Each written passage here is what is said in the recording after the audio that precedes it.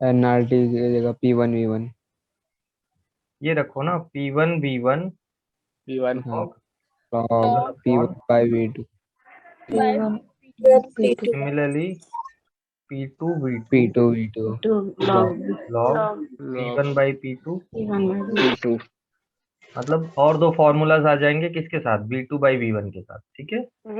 हाँ हाँ ये तो मैं वो भी लिख ही देता हूँ अभी, P1V1 log log V2/V2 V1 by V2 by V1 V1 equals to P2V2 P2 V2 log log V1 by V2/V1। V1 फिर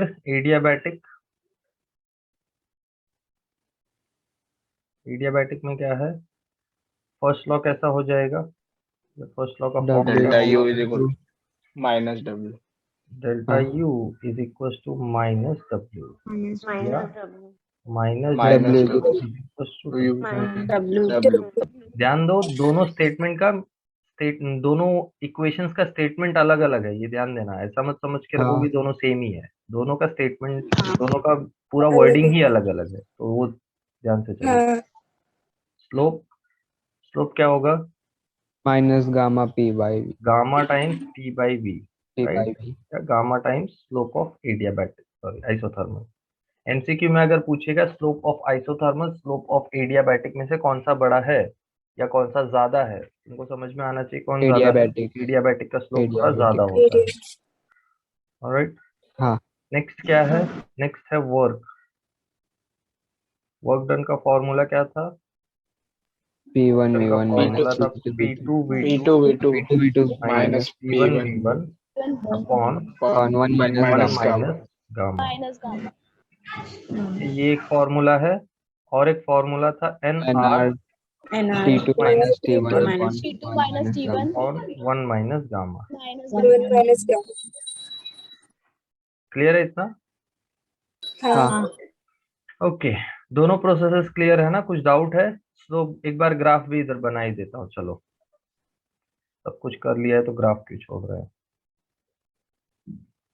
हमेशा ध्यान रखना थर्मोडायनेमिक प्रोसेसेस को पीवी ग्राफ से रिप्रेजेंट करते हैं, किससे रिप्रेजेंट करते हैं, P PV graph ये P1 V1, ये P2 V2, एक second, alright, P2 V2, similarly इसका स्लोप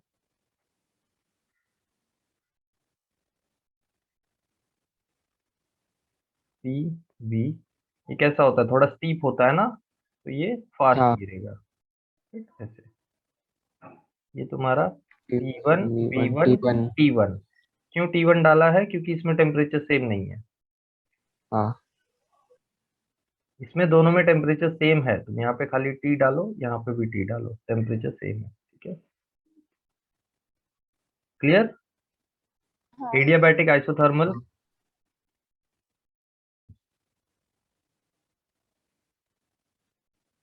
आइसोबारिक प्रोसेस क्या होता है, आइसोबारिक प्रोसेस को बोलते हैं कांस्टेंट प्रेशर वाला प्रोसेस, ठीक है, प्रेशर ही कांस्टेंट है, मतलब गैस का प्रेशर चेंज नहीं होगा। तो इसका ग्राफ कैसे दिखेगा, अगर मैं ग्राफ बनाऊं आइसोबारिक प्रोसेस का, तो गैस एक्सपांड हो या कॉन्ट्रैक्ट हो बट सिर्फ कांस्टेंट प्रेशर पे हो, मतलब प्रेशर वैल्यू में कोई चेंज ना आए, तो इसका ग्राफ कुछ ऐसे दिखेगा, ठीक है, प्रेशर कांस्टेंट है ना, प्रेशर चेंज नहीं हो रहा है, हाँ right, this is some pressure but volume change हो रहा है, जैसे for example it is going from V1 to V2, V1 to V2, clear. हाँ कुछ चीजें देखते हैं, जैसे फॉर एग्जांपल इसका स्लोप, स्लोप तो जीरो हो जाएगा, स्लोप जीरो है ये लाइन का, कैसे समझ में आया, क्योंकि y एक्सिस चेंज ही नहीं हो रहा है ना x एक्सिस के साथ, स्लोप होता क्या है, rate of change of y with respect to x, dy by dx होता है ना स्लोप, तो y चेंज नहीं हो रहा है विद रिस्पेक्ट टू x, मतलब स्लोप जीरो है, ठीक है, और क्या, और ठीक है, और तो कुछ नहीं, स्लोप जीरो आ गया, और ये ग्राफ के बारे में, जैसे तुम यहाँ पे वैल्यूज डाल दो, P V1 यहाँ पे वैल्यू डाल दो, PV2। वर्क डन का फॉर्मूला क्या हो जाएगा? वर्क डन हो जाएगा simply P delta B, that correct delta we. है ना? हाँ, हाँ तुम सब्स्टिट्यूट कर सकते हो P times V2 minus V1, ये हो गया वर्क डन। और कुछ चीजें जैसे फॉर एग्जांपल मैं टेम्परेचर के बारे में बात करूँ तो टेम्परेचर तो चेंज हो रहा है, टेम्परेचर के बारे में कुछ नहीं बोला है, तो मैं इसको लिख देता हूँ T1, लिख देता हूँ T2। आइडियल गैस इक्वेशन से मैं सब्स्टिट्यूट कर सकता हूँ, अपने को मालूम है PV is equal to nRT, NRT, हाँ, यानी PV1 हाँ, ये क्या हो जाएगा? ये हो जाएगा nRT1, हाँ, T1 और PV2 ये क्या हो जाएगा? NRT2, T2। यानी यहाँ मैं सब्स्टिट्यूट करूँ तो मुझे मिल जाएगा nRT2 माइनस nRT1, यानी ये सिंपली मिल रहा है nRT2 minus T1। T2 minus T1. इसी को मैं लिखूं nR डेल्टा T, ठीक है? ये वर्क डन आ गया। और change in internal energy, delta T का टेम्परेचर चेंज आया है, तो चेंज इन इंटरनल एनर्जी क्या आ जाएगा?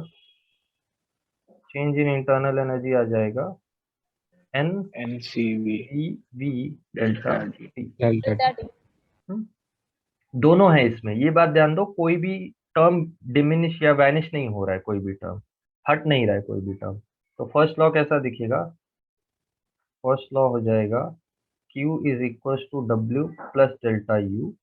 सब्स्टिट्यूट करो दोनों को। W क्या मिला है तुमको? W मिला है NR delta T, NR delta T. Plus U क्या मिला है? डेल्टा U, डेल्टा U मिला है NCV delta T। NCV delta T. Delta T. Common क्या हो रहा है? N डेल्टा T कॉमन हो रहा है, डेल्टा टी। तुमको मिल रहा है R हाँ plus CV। R CV. Plus CV क्या होता है? CP माइनस CV होता है R, तो R प्लस हाँ, CV क्या हो जाएगा? CV इधर लेके आओ, CP minus CV is equal to R, तो CP क्या हो जाएगा? CV प्लस R, यही है ना इधर? CP लिख। हाँ, हाँ, CP. तो ये मिल जाएगा NCP डेल्टा T। टी। ये हीट का फॉर्मूला आया कांस्टेंट प्रेशर के लिए। तुमको शायद याद हो, मैंने हीट का दो फॉर्मूला दिया था ना, कांस्टेंट प्रेशर और कांस्टेंट वॉल्यूम पे। कांस्टेंट प्रेशर हाँ, पे NCP डेल्टा T लेते हैं, कांस्टेंट वॉल्यूम पे NCV डेल्टा T लेते हैं, हाँ, दैट इज हाँ. Why we take it this way, इसलिए हम लोग ये लेते हैं। ये फर्स्ट लॉ से प्रूव कर सकते हैं हम लोग। ओके, हीट का फॉर्मूला, हीट एक्सचेंज का फॉर्मूला, इक्वेशंस बना सकते हो, जैसे इसको इक्वेशन नंबर इसको equation number 1, equation number 2, and this is finally your equation number 3। That is all you have to do in the isobaric process. और तो कुछ बचा नहीं है, तुमने प्रेशर कांस्टेंट बता दिया है, तो और कुछ वर्क डन में एक्स्ट्रा कुछ तो आ नहीं रहा है, so that's all we can do. Then next we have is isochoric process.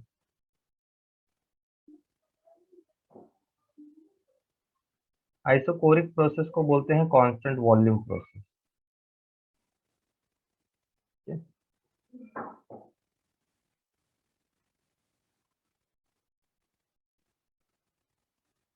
This is constant volume. Constant volume है तो ग्राफ कैसे दिखेगा? अच्छा ये लिख लो, आइसोबारिक वाला।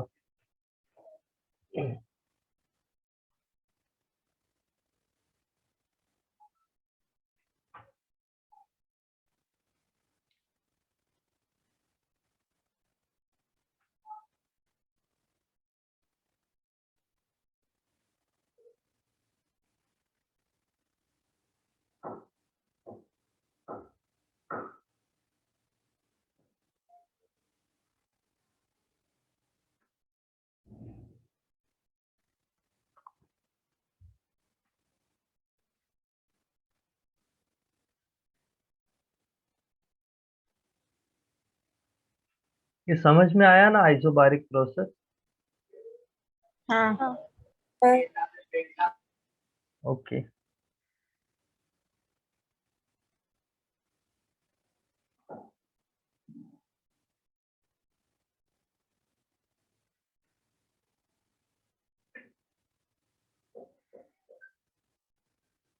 डन। No. हाँ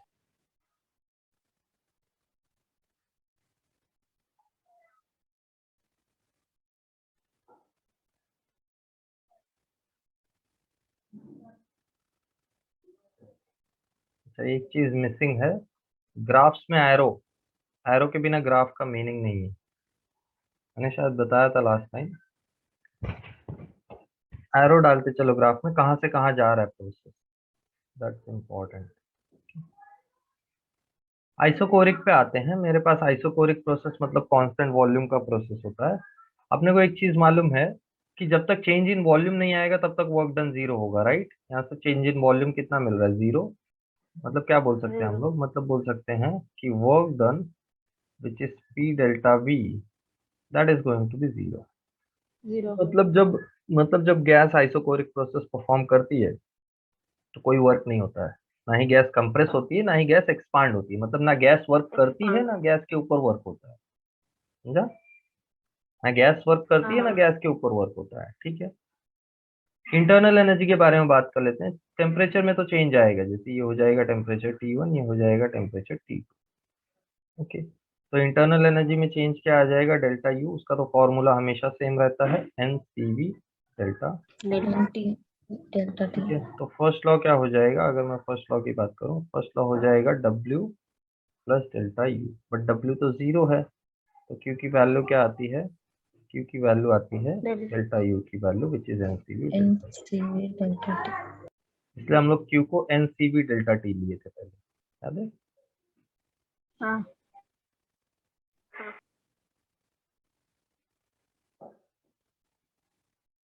अच्छा, इसका स्लोप का बात कर सकते हो। स्लोप के बारे में ज्यादा लिखना मत, स्लोप नॉट डिफाइंड है। क्यों नॉट डिफाइंड है, क्योंकि स्लोप होता है dy/d, बट x में चेंज जो है वो जीरो है, x एक्सिस चेंज नहीं हो रहा है ना। तो मतलब this is something that you are dividing by zero. Dividing by zero is not defined in math. Infinity मत लिख देना, ठीक है। तो स्लोप के बारे में बात ही मत करो। हाँ is that clear. Slope not defined लिख दो, लिखो ही मत, बस बता रहा हूँ स्लोप नॉट डिफाइंड होता है, ठीक है। हाँ ऑलराइट, ये दो प्रोसेसेस हो गए। अभी एक प्रोसेस होता है साइक्लिक प्रोसेस। इतना तो हो गया जिसमें तुमको ये सब लगाना है, मैथ मतलब इक्वेशंस वगैरह है, बाकी तो थियोरेटिकल प्रोसेस है। अभी एक थियोरेटिकल प्रोसेस कौन सा है, थियोरेटिकल प्रोसेस है साइक्लिक प्रोसेस। थोड़ा साइक्लिक प्रोसेस समझते हैं, ये लिख लो, आइसोकोरिक भी लिख लो।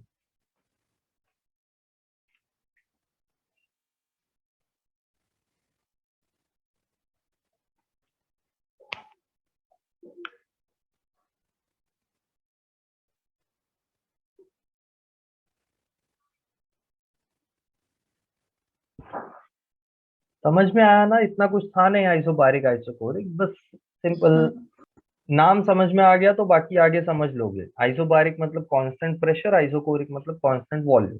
उसको ही पकड़ के फर्स्ट लॉ डिराइव कर दो, बस हो गया। वर्क वगैरह नहीं निकालना, वर्क डायरेक्टली मिल जा रहा है जो भी है, इतना कुछ कॉम्प्लिकेटेड नहीं है इसमें। Work is basically integral P dV ना। तो एक कांस्टेंट हो गया तो एक तो बाहर आ जाता है इंटीग्रेशन के, बाकी दूसरा वाला सिर्फ चेंज डिफाइन करना है, तो वही तो हो रहा है पी ये आइसोबारिक में। अगर तुम इसको इंटीग्रल पी डीवी से भी करो तो भी वही आ रहा है, मतलब चेंज इन वॉल्यूम ही आएगा, फाइनल माइनस इनिशियल, क्योंकि अंदर इंटीग्रल डीवी बच जाएगा ना। और इंटीग्रल डीवी क्या होता है, वी, बाद में final limit minus initial limit. ये एक्चुअल में वो इंटीग्रेशन से ही आ सकता है, इंटीग्रेशन लगाने का जरूरत नहीं है, क्योंकि डायरेक्ट चेंज इन वॉल्यूम तुमको मालूम है, फाइनल और initial limit. Alright, done. Yes. Okay, clear करूँ ना। Yes, sir. Yes Okay. Then we have cyclic process. Now cyclic process is something that comes back to the original state. Original state पे जब process आ जाता है उसी को हम लोग बोलते हैं साइक्लिक प्रोसेस, या यू कैन से जब प्रोसेस बार बार उसी स्टेट में रिपीट कर रहा है, इस स्टेट में continuously it is going and coming back. जैसे ये पीवी ग्राफ है, एक साइक्लिक प्रोसेस देखते हैं। सपोज ये आइसोथर्मली एक्सपांड होता है, या आइसोथर्मल तो नहीं बोल रहा हूँ मैं, जस्ट जस्ट एक सिचुएशन P1 P1 T1, ये यहाँ से आया दूसरे स्टेट पे P2 V2 T2, फिर ये वापस चला गया इस स्टेट पे अच्छा, मैंने तुमको रिवर्सिबल इरिवर्सिबल प्रोसेस नहीं बताया ना अभी। नहीं। ठीक है, इसके बाद वो देखते हैं। Let's say this is state A, this is state B.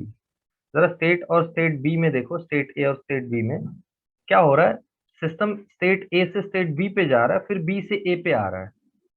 तो अगर मैं इस स्टेट का बात करूं, गैस कहाँ गया, इनिशियली ए पे था, फाइनली भी ए पे है। तो साइक्लिक प्रोसेस के लिए कुछ चीजें होती हैं, जैसे स्टेट वेरिएबल्स का चेंज 0 हो जाएगा साइक्लिक प्रोसेस के लिए। क्या हो जाएगा, क्यों? क्योंकि स्टेट ही नहीं चेंज हो रहा है ना, सेम स्टेट पे तुम वापस आ गए हो। हाँ तो change in state variables is 0। मैंने स्टेट वेरिएबल्स तो बताया है ना। हाँ हाँ बताया। तो change in state variables is 0। मतलब कौन कौन से स्टेट वेरिएबल्स हैं? Pressure, volume, temperature, internal energy. Internal. यानी change in pressure is 0, change in volume is 0, change in temperature is 0, यानी change in internal energy is 0। समझा? These are some of the variables that will remain 0, या that will, sorry not 0, that will remain same. एक और variable है जैसे entropy और enthalpy, but entropy और enthalpy I don't think you have. ठीक है, इस साइक्लिक प्रोसेस है। साइक्लिक प्रोसेस को अगर डिफाइन करेंगे तो प्रोसेस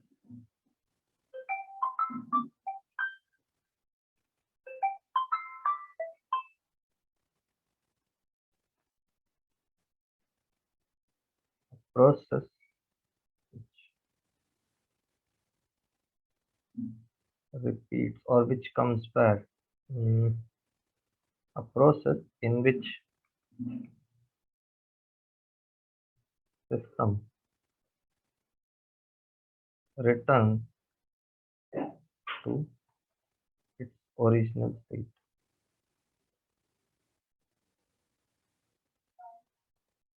अच्छा, क्या यही यही ग्राफ हो सकता है साइक्लिक प्रोसेस का? सोचो ठीक से।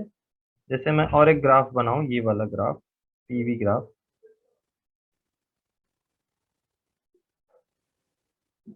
ये देखो, this is state A, B, C, D, और ये कुछ ऐसे चल रहा है प्रोसेस। यहाँ से यहाँ गया, यहाँ से यहाँ गया, यहाँ से यहाँ, और यहाँ से यहाँ। क्या ये साइक्लिक प्रोसेस है?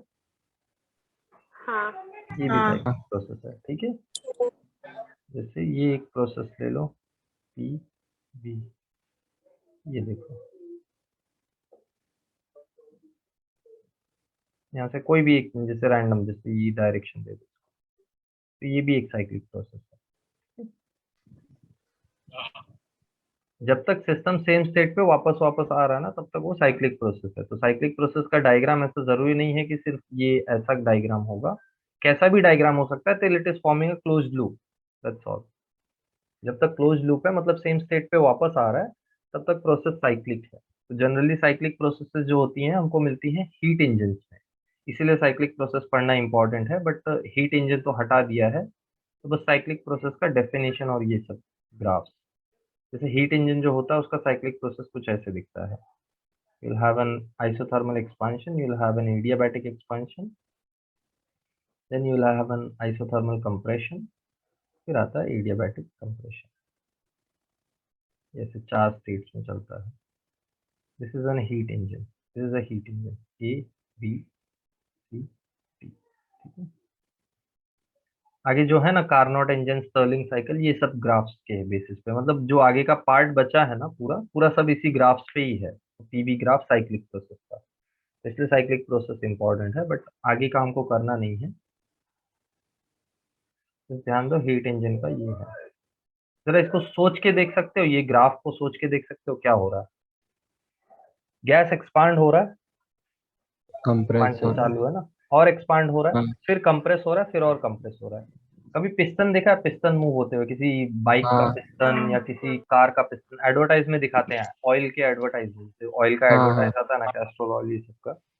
क्या होता है, वो पिस्टन जब भी मूव होता है तो there is always a cylinder in which piston is going in and out. तो पिस्टन के अंदर होता क्या है, पिस्टन के अंदर गैस ही होती है, adiabatic gas, sorry ideal gas होती है। वो आइडियल गैस आ कहाँ से रही है, वो या वो आइडियल गैस के पास हीट कहाँ से आ रहा है, वो पिस्टन जो होता है ना वो कनेक्टेड होता है फ्यूल टैंक से। वो फ्यूल टैंक में फ्यूल बर्न हो रहा है तो वहां से हीट प्रोड्यूस हो रहा है, वो हीट मिल रहा है इस चेंबर के अंदर जो गैस है ना उसको। तो जब हीट मिलता है गैस को तो गैस एक्सपांड होती है तो पिस्टन को बाहर भेजती है, समझा। हाँ जब हीट मिला तो गैस एक्सपांड हुआ, पिस्टन को बाहर भेजा, फिर थोड़ा और एक्सपांड होगा बट इस बार हीट एक्सचेंज नहीं होगा। तो पहले आइसोथर्मल एक्सपांशन, फिर एडियाबैटिक एक्सपांशन, फिर आइसोथर्मल कंप्रेशन, फिर adiabatic compression. That's how 4 stages में हीट इंजन काम करता है। बट अगर ये सारे सिचुएशंस मिल जाए हमको, जैसे आइसोथर्मल, ये एडियाबैटिक, फिर आइसोथर्मल, फिर एडियाबैटिक, तो इसमें हीट लॉस मिनिमम हो जाएगा। तो ये प्रैक्टिकली पॉसिबल नहीं है, ऐसा हीट इंजन हम लोग बना नहीं सकते। तो अपना जो हीट इंजन होता है ना उसमें आइसोथर्मल प्रोसेस एग्जिस्ट ही नहीं करता है, उसमें सिर्फ कंप्रेशन और एक्सपांशन चलता रहता है, expansion compression and there is always heat loss. जैसे इस प्रोसेस में अगर देखें तो इस प्रोसेस में ये जो पार्ट है ना ये पॉजिटिव वर्क है, ये वर्क किया हुआ है। जरा ठीक से समझो, पॉजिटिव वर्क मतलब जब तक एक्सपांशन हो रहा है ना, तो एक्सपांशन वाला वर्क देखो, हाँ यहाँ से यहाँ तक ये एक्सपांशन का वर्क है। तो एक्सपांशन वाले वर्क का एरिया निकालोगे तो इतना आ रहा है, हाँ एरिया अंडर द कर्व ना, ये एक्सपांशन कर्व है तो उसके अंडर का एरिया आ गया। जरा कंप्रेशन कर्व देखो, कंप्रेशन कर्व ये है, you see? ये है ना कंप्रेशन हाँ कर्व, जहां से गैस कंप्रेस हो रही है। तो कंप्रेशन कर्व में एरिया कम है और एक्सपांशन कर्व में एरिया ज्यादा है, तो पॉजिटिव ज्यादा वर्क है। ज्यादा है, नेगेटिव वर्क कम है। यही फंडा है। मतलब पिस्टन भले अंदर भी जा रहा है बाहर भी आ रहा है, फिर भी गाड़ी आगे क्यों चल रहा है? अगर नेगेटिव वर्क भी हो रहा है तो गाड़ी पीछे भी पॉजिटिव जाना वर्क चाहिए। ज्यादा है ना। पॉजिटिव वर्क ज्यादा है, इसलिए रिजल्टेंट पॉजिटिव वर्क जितना ज्यादा होता है जिस सिस्टम का या जिस इंजन का, वो इंजन उतना एफिशिएंट